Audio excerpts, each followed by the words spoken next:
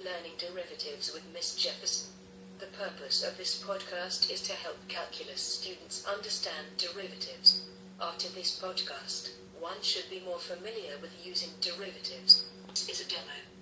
The derivative of a constant, if f has the constant value, the function of x equals c, then the derivative of x is 0.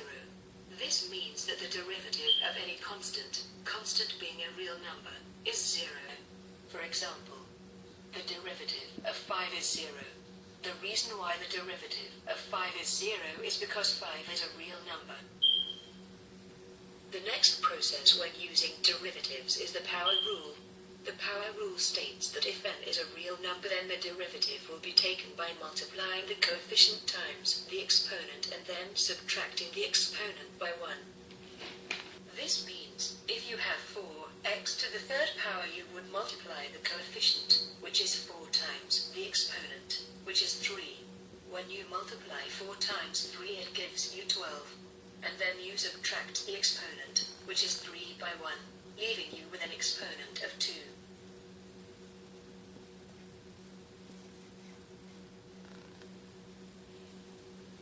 You use the product rule when the sign between two functions is multiplication. To find the product rule, one must multiply u, which is the first function, times the derivative of v plus v, which is the second function, times the derivative of u. 2x plus 3 times 5x to the second power minus 4x.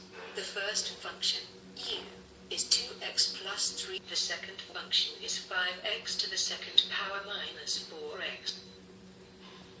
In order to solve this problem, we must first identify our values. U equals 2x plus 3. The derivative of u equals 2. V equals 5x to the second power minus 4x. The derivative of v is 10x minus 4. After identifying the values, it is time to plug it in. Plug in 2x plus 3 for u times 10x minus 4 for the derivative of v, plus 5x to the second power minus 4x for v, and 2 for the derivative of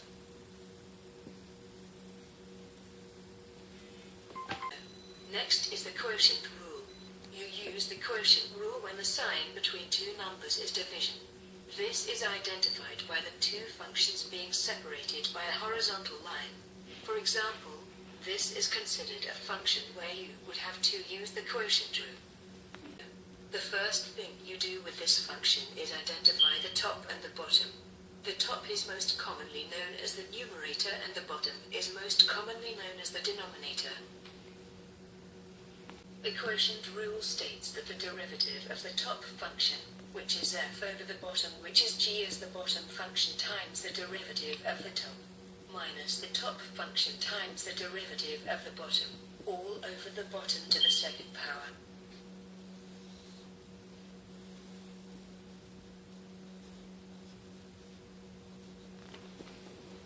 Let's try one more example because at times the quotient rule may seem a bit confusing. Let's try 4 minus 3x all over 3x to the second power plus x. First we will identify our top, which is 4 minus 3x, and our bottom, which is 3x to the second power plus x.